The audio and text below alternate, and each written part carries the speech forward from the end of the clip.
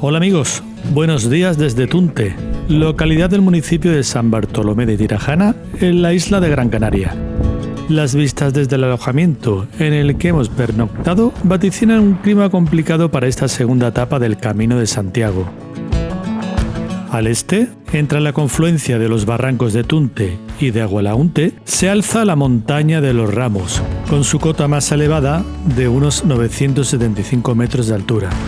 Por los tejados de la urbe se adivina la espadaña de la iglesia de San Bartolomé, que ya vimos en la jornada anterior. Hacia sus cercanías nos dirigimos para tomar el desayuno en el establecimiento La Panera de Tunte. En este intervalo de tiempo, la mezcla de luz del sol y el agua trata de darle mejor aspecto al día pintando un arco iris para nosotros. Tras el desayuno, salimos de Tunte por su cara sudoccidental en ascenso, tomando la calle San Juan, que deja el cementerio de la urbe a la izquierda. Pronto las señales nos ponen en el contexto del Camino de Santiago.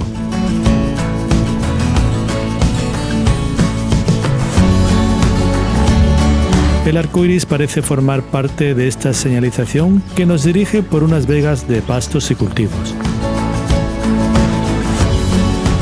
A continuación, nos introducimos en una calzada de piedra. Por aquí empezaremos a afrontar las exigentes rampas que hacen frente a los escarpes de la barrera rocosa del Roquillo, de unos 1050 metros de altura. Una orografía perteneciente a las estribaciones septentrionales del Parque Natural Pilancones. El nombre de Pilancones viene de las pozas de agua naturales que se forman tras el viaje de los cauces por los abruptos barrancos. Un paisaje heredado del proceso de formación volcánica de esta isla hace millones de años. Como se observa, el pino canario es una de las especies arbóreas más predominantes. Algunos incendios provocaron que muchos de los que vemos hoy sean jóvenes, productos de la repoblación. Sin embargo, dentro del parque se ha llegado a identificar algún ejemplar de más de 500 años de antigüedad, como el pino de Pilancones, hoy ya desaparecido. Las pendientes entre el 12 y el 20% de inclinación y el zigzagueo del trazado van sometiendo los escarpes bajo nuestros pies. Tras superar el Roquillo, la pendiente se suaviza unos metros.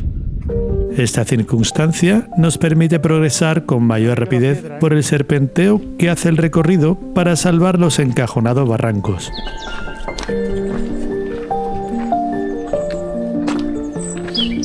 Estos pliegues descienden de los riscos Morro de la Cruz Grande y Morros del Pinar, con 1539 y 1512 metros de altitud respectivamente. Mientras avanzamos, oteamos los pequeños núcleos de población que se adaptan a los relieves orográficos que descienden desde los riscos de Tirajana. Es el caso del lugar del Sequero, con viviendas dispuestas en la altiplanicie de los Lomillos. Por su parte, la luz del sol aparece con intermitencia, abriéndose paso entre la marea de nubes, proyectando sus haces de luz sobre algunos actores del paisaje. La lluvia hace las veces de cortinas del escenario.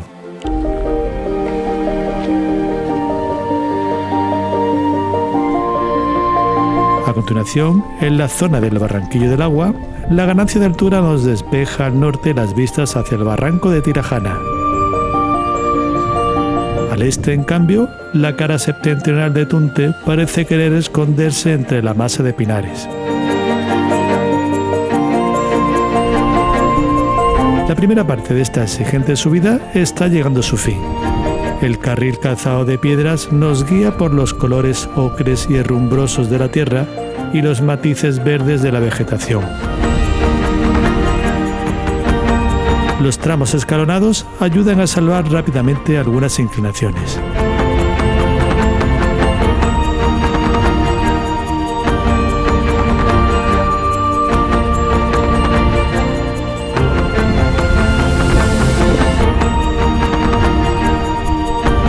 Los fenómenos meteorológicos apenas dan tregua. Por un lado, ahora es el viento el que azota con fuerza, y por el otro, la niebla, que nos impide disfrutar de las vistas del mirador de Gollada de la Cruz Grande, hito al que no tardamos en llegar en la carretera GC60. Por tanto, pasamos por alto este observatorio y enlazamos rápidamente con el camino Ruta de la Plata. Esta vía vuelve a empinar el perfil encarando la arista meridional que baja desde el Morro de la Conejera, rodeando en principio una propiedad privada.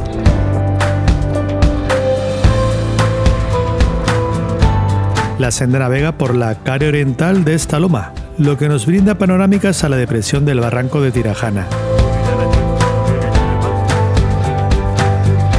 Desde nuestra posición podemos divisar la carretera GC60 enfrentándose a las ondulaciones de la orografía para dirigirse a los lugares del Sequero, Olla García, Perera y Tunte.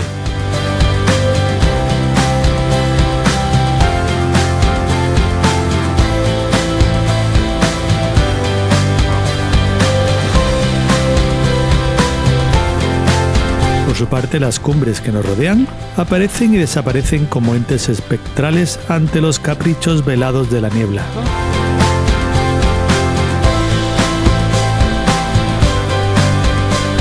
Al poco, el camino se asienta sobre la propia cresta de la arista, lo que nos permite otear también la vertiente occidental de la misma, perteneciente ya al Parque Rural Nublo. La cuenca hidrográfica del barranco de Chira es lo más próximo que podemos dominar con la mirada debido a lo encapotado del ambiente. Sin embargo, es la cuenca de Tirajana lo que vuelve a protagonizar los siguientes pasos, ya que el trazado regresa por momentos a la cara oriental de este perfil.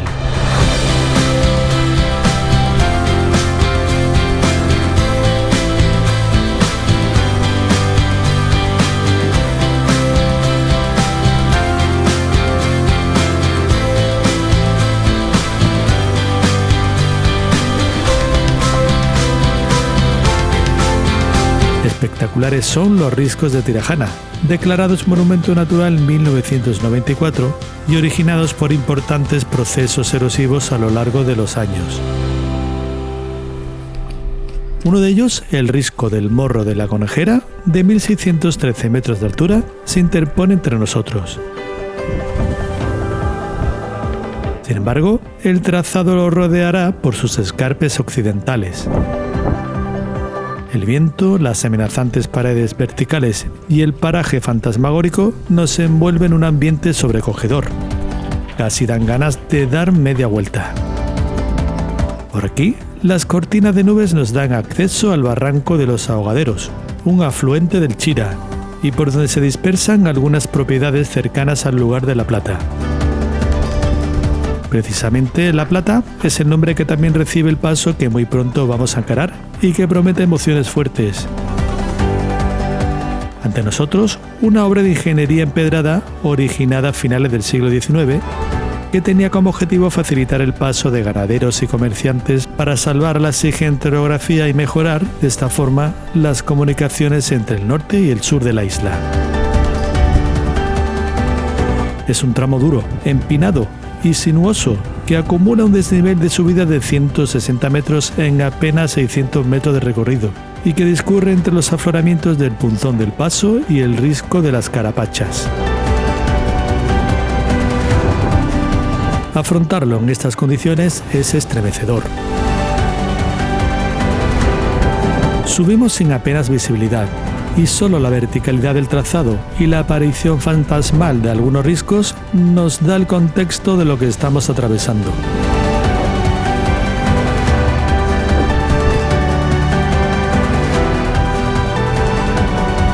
El paso de La Plata termina por fin en el llano de la Pargana, un firme rocoso que desdibuja el camino en ciertas zonas.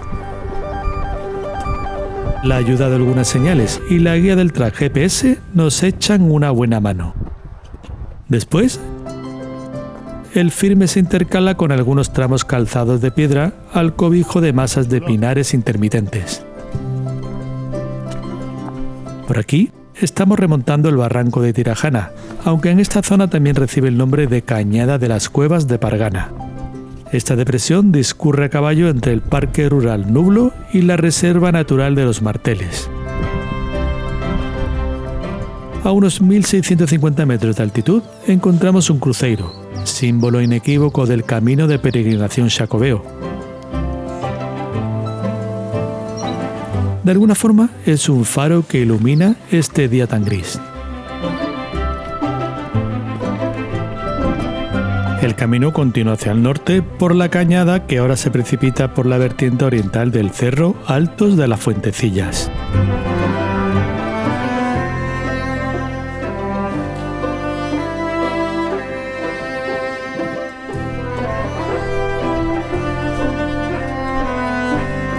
Último esfuerzo, llegamos a los 1.719 metros.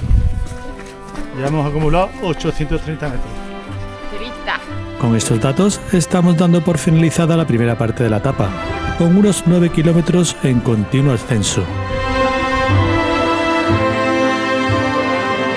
El barranco de Tirajana va a finalizar en la cola de la Degollada de los Hornos, a 1.721 metros de altitud.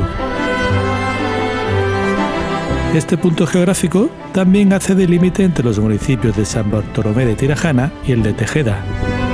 Para nosotros también será el lugar en el que realizaremos un pequeño tentempié para reponer fuerzas. Tomado un tentempié y parece que quiere abrir el colegio. Y por increíble que parezca, el sol también recobra algo de energías para menguar el monopolio de las nubes. Ante nosotros se abre la depresión conformada por los barrancos de los Hornos y de Tejeda, y sus perfiles orientales por los que discurre nuestro camino. Reanudamos la marcha realizando el descenso por la vertiente septentrional de la Degollada de los Hornos. Por aquí nos metemos de lleno en el Parque Rural Nublo, uno de los espacios naturales protegidos más grande y poblado de Gran Canaria. Se sitúa en el centro y sudoeste de la isla y cuenta con gran variedad de hábitats naturales, ya que su perímetro abarca desde las cumbres más altas de la isla hasta llegar al propio mar. Sobre los 1.500 metros de altitud, como ahora nos encontramos, son las masas de pinares las que dominan estas cotas. Tras 800 metros de descenso, el sendero se empareja con la carretera GC 600 en la zona de acampada de Bailico. Nos encontramos prácticamente en el centro de la isla, en un lugar que también ha sido catalogado como reserva de la biosfera. Retamas, gamones blancos, magarzas de la aldea y morgallanas tiñen de color este recorrido, siendo la última especie la que acapara mayor protagonismo.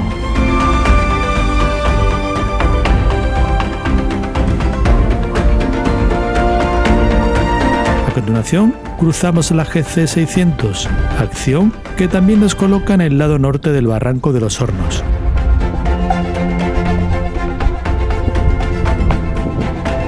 Esto implica al mismo tiempo el ascenso de un repecho que nos introducirá en los llanos de La Pez y Pargana, justo donde se emplaza la infraestructura del campamento El Garañón. Una buena subidita.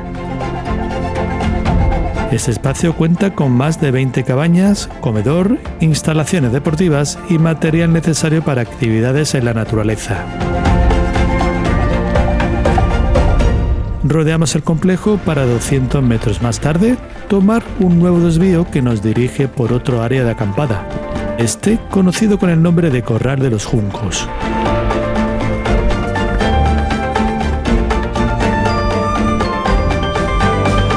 Por aquí terminaremos de llanear entre pinares para salir a un espacio abierto tapizado de retamas. Las nubes que andan deambulando por encima de los 1.700 metros nos dejan vislumbrar lo que hay debajo de ellas. Y en este punto saltan a la vista algunas de las formaciones rocosas más emblemáticas de la caldera de Tejeda. Avanzando un poco más, junto a las propiedades de una granja corral, podremos seguir disfrutando del Roque Ventaiga de 1.414 metros de altitud o de la montaña de Altavista de 1.376 metros. Por su parte, pegados a esta ladera oriental, oteamos el lugar de Galindo, el barrio de Cruz Blanca y algunas viviendas de la localidad de Tejeda. Avanzando un poco más, alcanzamos a un señor que se había descolgado de un grupo perteneciente a una asociación de senderismo. Con él recorremos los escarpes occidentales de la montaña del Andén del Toro, que como vemos estaba plagada de la planta endémica cañaeja blanca, también llamada zanahoria de cumbre.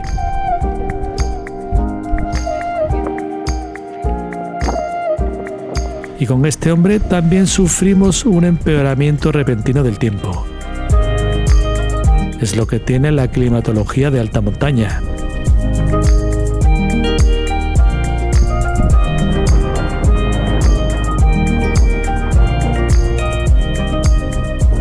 Qué Chubaquero, parece una noche estrellada. Con este programa encontramos refugio en el Centro de Interpretación Degollada Becerra, un complejo que proporciona información sobre la biodiversidad de la región, los esfuerzos de conservación y las actividades sostenibles que se llevan a cabo en la reserva. También ofrece vistas espectaculares a los antiguos volcanes y formaciones rocosas que caracterizan la zona, pero lamentablemente la meteorología no deja ver un pimiento. Así que nos conformamos con ver las fotografías que se exponen en los paneles interpretativos del centro.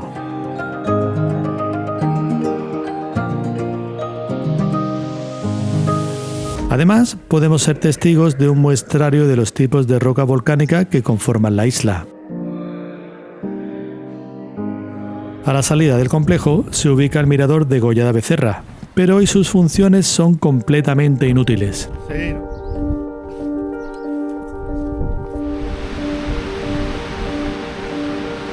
Con este clima, lo que nos apetece es alcanzar cuanto antes nuestro objetivo de hoy. Así que aligeramos la marcha, siempre atentos al viento y a los firmes de terreno que puedan resultar deslizantes.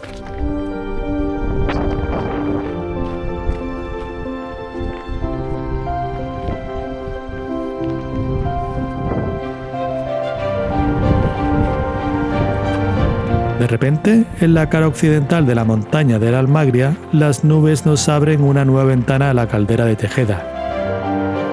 Su localidad homónima parece reposar plácidamente en las laderas del barranco al cobijo del Roque Ventaiga. Sin embargo, las embestidas del viento nos devuelven a la realidad y nos presiona para meter la quinta marcha para concluir esta etapa. Por fortuna, la meta de hoy, Cruz de Tejeda, ya apenas dista unos 500 metros.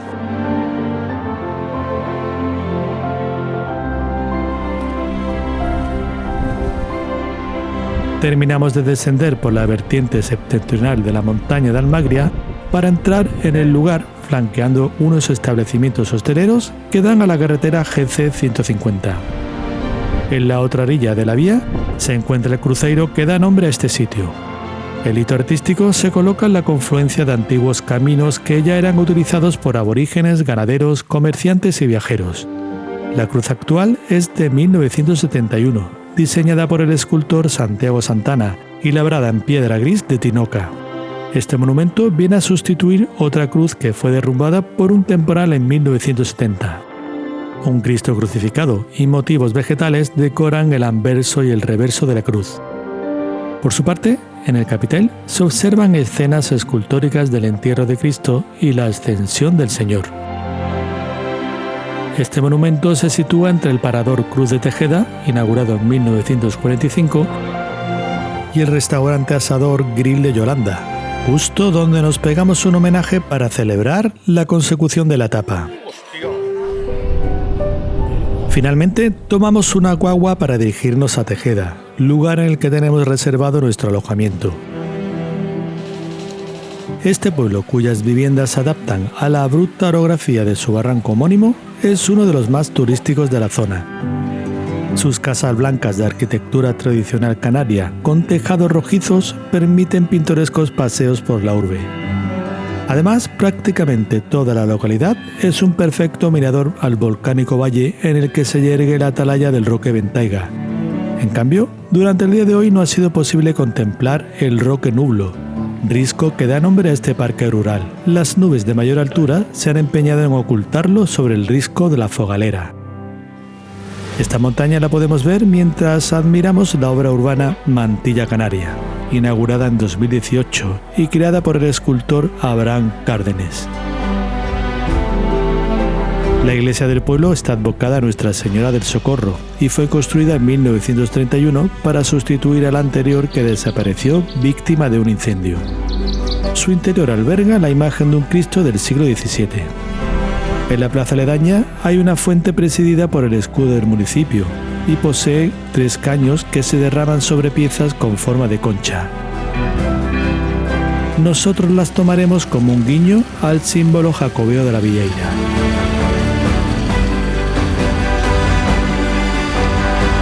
Hoy hemos comprobado que el Camino de Santiago de Gran Canaria puede mostrar un carácter indomable, la misma personalidad que reflejan las espectaculares cumbres y depresiones que han ido forjando esta isla con el tiempo. Tan fascinante como sobrecogedora. Hasta la próxima.